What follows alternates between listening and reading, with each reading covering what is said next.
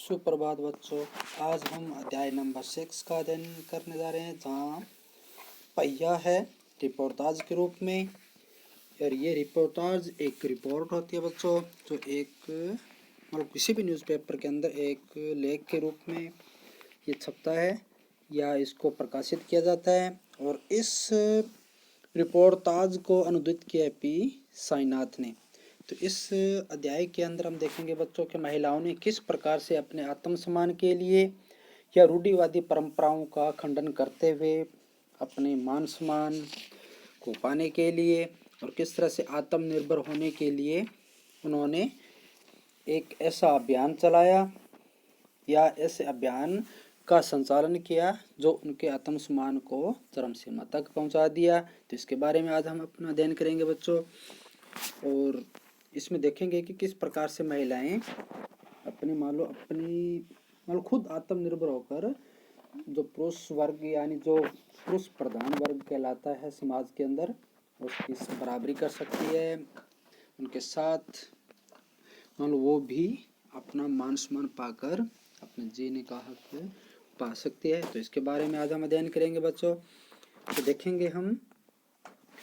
कि महिलाएं चाहे उनके लिए हर काम संभव है, वे कुछ नया सीख सकती है,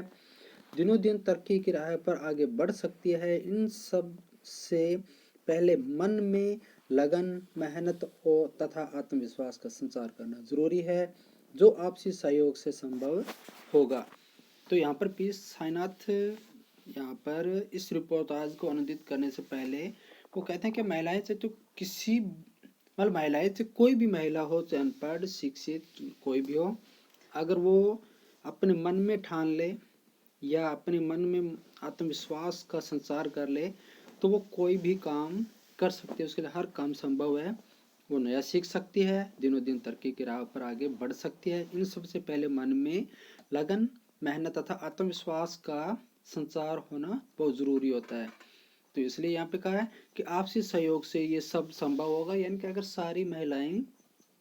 एक साथ आगे बढ़ेगी मेहनत लगन से आत्मविश्वास से, तो कोई भी कार्य करने में कह सकते हैं संभव होगा उनके लिए हर कार्य करने में। यहाँ लेखक ने तमिलनाडु के सबसे निर्धन जिलों में से एक, तो बच्चों यहाँ पर हम तमिलनाडु जो हमारा भारत का एक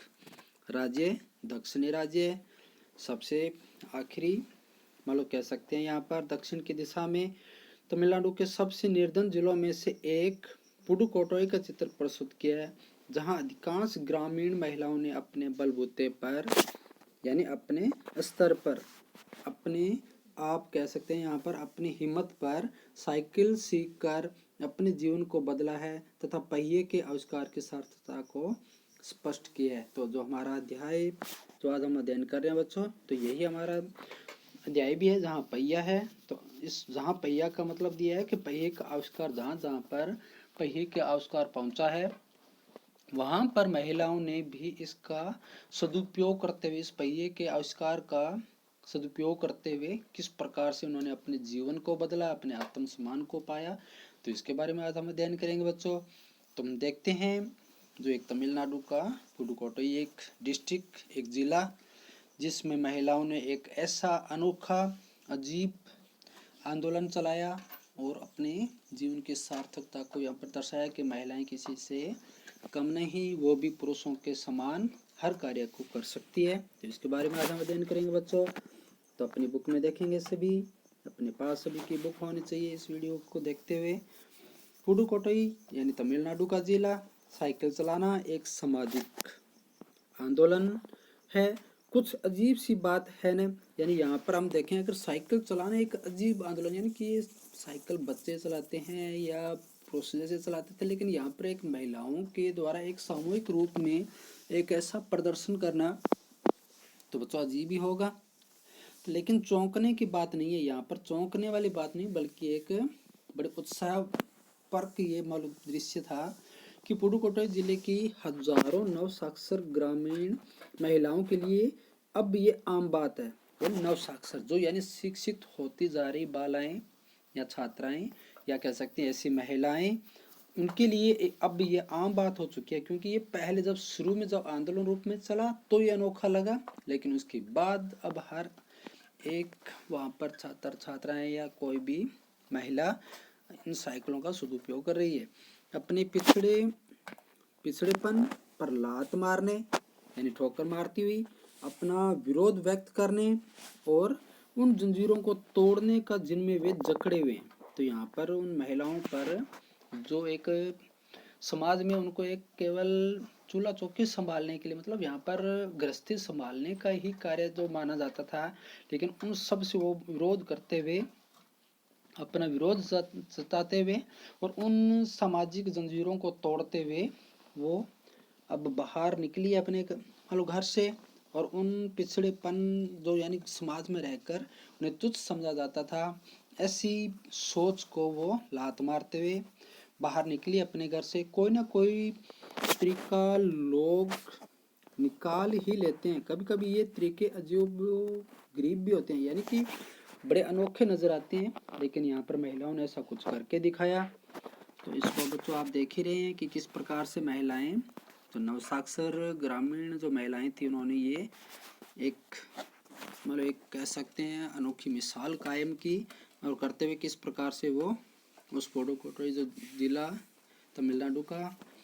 अपना मान लो आंदोलन चलाती है। तो इसको विस्तार से आगे बच्चों पढ़ते हैं। तो हम आगे देखेंगे कि भारत के सर्वाधिक यानी सबसे अधिक, यानी जो सबसे अधिक कह सकते हैं बच्चों यहाँ पर, यानी जो तमिलनाडु को सबसे ऐसा गरीब जिलों में से एक है पुडुकोट्टई। पिछले दिनों यहाँ की ग्रामीण महिलाओं ने अपनी आज़ादी और गतिशीलता को, मतलब अपनी गतिशीलता मतलब आगे बढ़ने व उन्नति के मार्ग को अपनाने के लिए या अभिव्यक्त करने के लिए, यानी उन्होंने दर्शाने के लिए, अभिव्यक्त करना होता है यानी वो क्या चाहती है ऐसा बताने के लिए या करने के लिए प्रतीक रूप में साइकिल को चुना है। यानी उन्होंने साइकिल को माध्यम बनाया, क्योंकि बच्चों साइकिल के अंदर जो पहिया होता है और पहिया प्रगति का सूचक होता है। बच्चों हम इसे पढ़ते ही हैं, या हम अपने राष्ट्र ध्वज तिरंगे के अंदर जो अशोक चक्कर लगा हुआ है तो वो भी हमें इसी प्रकार का संकेत देता है, क्योंकि उसको वो चक्कर चलने का, उन्नति का या आगे बढ़ते रहने का हमें मतलब सूचक होता है, सूचना देता है हमें कि हाँ आगे बढ़ते रहना चाहिए। तो इस प्रकार से महिलाओं ने भी अपनी उन्नति को दर्शाने के लिए, अपनी गतिशीलता को दर्शाने के लिए या अपनी आज़ादी रूपी जो उन्नति है, उनकी गति है, या उन्हें भी समाज में आगे बढ़ने का अधिकार है, तो इसको दर्शाने के लिए उन्होंने साइकिल को चुना। उनमें से अधिकांश नवसाक्षर थी, यानी पढ़ी हुई थी, जो नई नई शिक्षा पाई थी। अगर हम 10 वर्ष से कम उम्र की लड़कियों को अलग कर दें तो इसका अर्थ ये होगा कि यहाँ ग्रामीण महिलाओं के 1/4 हिस्से ने, 1/4 बच्चों कहते हैं 25%, यानी 100 में से केवल 25 जो महिलाएं थी वो ही साइकिल चलाना सीख लिया। यानी कि यहाँ पर कह सकते हैं अगर 10 वर्ष की जो लड़कियां हैं उनको छोड़कर उससे ऊपर जितनी भी महिलाएं हैं वो लगभग 25%, मतलब 100 में से 25 ने साइकिल चलाना सीख लिया है। और इन महिलाओं में से 70,000 से भी अधिक महिलाओं ने प्रदर्शन एवं प्रतियोगिता जैसे सार्वजनिक कहते हैं सभी, यानी पूरे समाज के अंदर या सभी के लिए जो कार्यक्रम होता है उसमें बड़े गर्व के साथ अपने नए कौशल का प्रदर्शन किया। और अभी भी उनमें साइकिल चलाने की इच्छा जारी है। यानी सार्वजनिक जगह ऐसे नहीं बच्चों कि वो अपने केवल अपने मोहल्ले में या अपने घर में या अपने आसपास, बल्कि उन्होंने पूरे के पूरे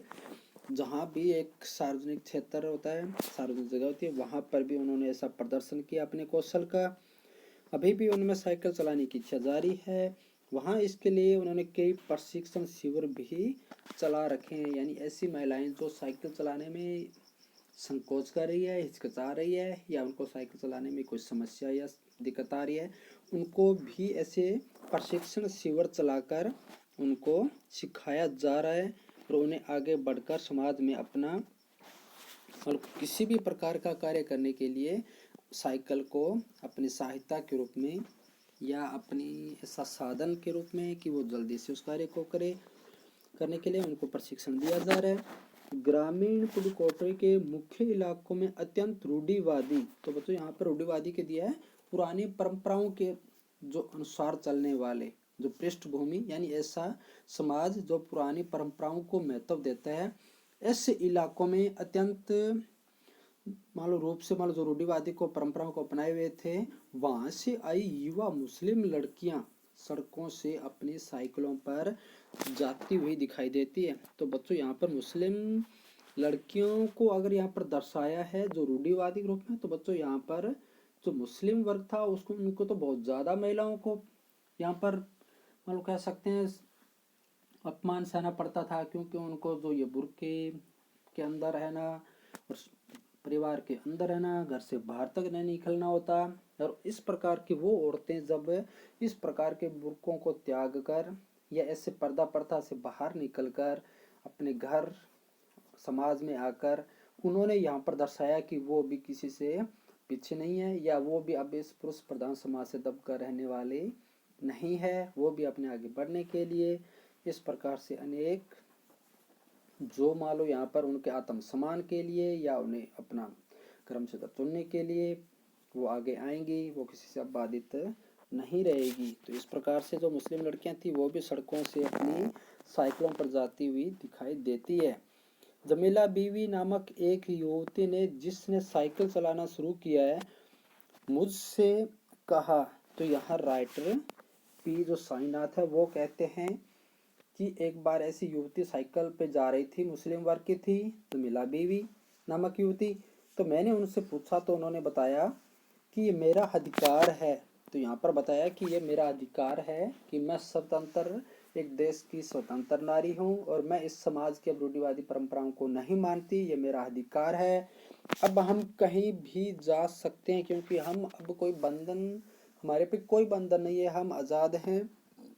और आज़ाद भारत के रहने वाली हैं, इसलिए ये हमारा अधिकार है। अब हम कहीं भी जा सकते हैं, अब हमें बस का इंतज़ार नहीं करना पड़ता। यानी वो साइकिल को भी यहाँ पर बता रही है, साइकिल को इसलिए चुना कि उन्हें पहले बहुत समय तक बस का इंतज़ार करना पड़ता था और उस बस के अंदर कितनी भीड़ हो सकती है, किस तरह से उन्हें परेशानी भी हो सकती है या इंतज़ार करना। बच्चों जहाँ पर सोचिए अगर किसी को जल्दी से किसी कार्य में पहुँचना होता है, इस कार्य को करने के लिए या कार्य को करने के लिए उन्हें समय की ज़्यादा ज़रूरत होती है, अधिक ज़रूरत रहती है, और वो बस अगर उनको लेट करे तो वो उस बस का इंतज़ार करना कितना भारी पड़ सकता है। तो इस तरह से वो कहती है कि अब हम कहीं भी जा सकते हैं, अब हमें बस का इंतज़ार नहीं करना पड़ता। और मुझे पता है कि जब मैंने साइकिल चलाना शुरू किया तो लोग फब्तियाँ कसते थे। मतलब फब्तियाँ तो बच्चों समझते ही हैं कि किस प्रकार के व्यंग्य रूपी ऐसी उल्टी सीधी बातें बोलना, क्या क्या बोलना शुरू कर देते हैं। फब्तियाँ का मतलब मजाक करना भी हो सकता है बच्चों, यानी वो मजाक करते थे, लेकिन मैंने उस पर कोई ध्यान नहीं दिया। तो देखो बच्चों यहाँ पर जो जमीला बीवी है कितनी कुछ सोच है उनकी कि बच्चों समाज अगर हम कुछ भी हटकर कुछ अलग से करने की कोशिश करेंगे तो समाज तो तैयार ही रहता है फब्तियाँ कसने के लिए, मजाक करने के लिए। तो बच्चों हमें भी अपने किसी भी कार्य को यानी जो हमारे लिए सही है, उचित है, समाज के नियमों और कानून के अनुसार है, तो हमें ऐसा कोई भी कार्य करने में हिचकिचाहट नहीं करनी चाहिए। फिर हमें किसी पर ध्यान देना भी नहीं चाहिए, हमें आगे से आगे बढ़ते हुए अपने हर कार्य करना चाहिए जमीला बीवी की तरह। तो जमीला बीवी ने भी तो इसी प्रकार से किया, समाजों पर फब्तियाँ कसता था लेकिन उन्हें कोई ध्यान नहीं दिया। और वो किस प्रकार से साइकिल को अपनी उन्नति का माध्यम बनाते हुए और किस तरह से वो अपनाया उन्होंने। तो यहाँ पर आगे भी बता रहे हैं कि फातिमा एक विद्यालय में पढ़ाती हैं और उन्हें साइकिल चलाने का ऐसा चाव लगा है कि हर शाम आधे घंटे के लिए किराए पर साइकिल लेती है। और एक नई साइकिल खरीदने की उनकी हैसियत मालूम नहीं है, इसलिए बच्चों उन्होंने किराए पर साइकिल लेकर ऐसा चाव लगा है कि वो विद्यालय में पढ़ाती है तो वो साइकिल को सीखने के लिए देखो और शाम को आधे घंटे के लिए एक साइकिल किराए पे ले लेती है। और किस तरह से उसको ऐसा चाव लगा साइकिल चलाने का, और वो एक साइकिल खरीदने की उसकी हैसियत नहीं है अभी। तो इसलिए फातिमा ने बताया कि साइकिल चलाने में एक खास तरह की आज़ादी है, हमें किसी पर निर्भर नहीं रहना पड़ता और मैं कभी इसे नहीं छोड़ूंगी। तो ऐसा कौन कहती है? फातिमा कहती है कि उन्हें बड़ा अच्छा लगता है इस तरह साइकिल चलाते हुए, एक अलग ही प्रकार की आज़ादी और समय की भी बचत होती है बच्चों, क्योंकि जो व्यक्ति पैदल चलकर कहीं दूरी पर अगर जाकर कार्य करना पड़े और उसी कार्य को अगर हम और पहिए का कोई भी साधन, जैसे साइकिल सबसे छोटा साधन माना जाता है बच्चों, और इसमें किसी प्रकार का खर्चा भी नहीं होता। एक बार खरीदने के बाद ये अपनी व्यक्ति की अपनी खुद की मेहनत होती है, वो अपने श्रम के द्वारा या अपनी मेहनत के द्वारा कहीं भी उन पहियों के माध्यम से बड़ी तेजी से पहुंच सकता है। इसलिए कहा मैं इसे कभी भी इसे नहीं छोड़ूंगी, मैं इसे अपनाते हुए अपने मालूम जो रफ्तार या कह सकते हैं उन्नति की रफ्तार या उन्नति को तेजी से प्राप्त करेगी। तो बच्चों यहाँ पर किस तरह से महिलाओं को यहाँ पर या महिलाओं की खुद के अपने एक स्वतंत्र रूपी रूढ़िवादियों का खंडन करते हुए यहाँ दर्शा रही हैं कि वो किसी भी प्रकार के ऐसे पे ध्यान नहीं देती कि समाज उन पर फब्तियाँ कस रहा है, उन्हें क्या कह रहा है, उन सब से वो हटकर किस तरह से अपने उन्नति के मार्ग पर जाने के लिए वो साइकिल को माध्यम बनाती है। तो बच्चों आज हम यहीं 35 नंबर पेज तक पढ़ते हैं, कल हम आगे से आगे क्रमानुसार पढ़ेंगे। तो बच्चों जितना हमने पढ़ा है उसको दोहरान करेंगे, कुछ भी समझ में नहीं आए तो आप कमेंट या मैसेज के द्वारा पूछ सकते हैं, जान सकते हैं। तो बच्चों थोड़ा ध्यान से देते हुए इस अध्याय को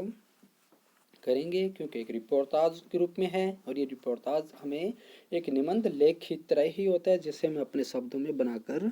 लिखना होता है। तो रिपोर्टाज एक प्रकार का ऐसा ये न्यूज़पेपर का कह सकते हैं जिसमें एक लेख के रूप में प्रकाशित किया जाता है, एक रिपोर्ट के रूप में। जिस प्रकार से एक रिपोर्टर एक रिपोर्ट देता है न्यूज़पेपर में, उसी प्रकार से ये रिपोर्टाज भी उसका एक अंग होता है न्यूज़पेपर का या किसी भी न्यूज़ का। तो इस तरह से इसे बच्चों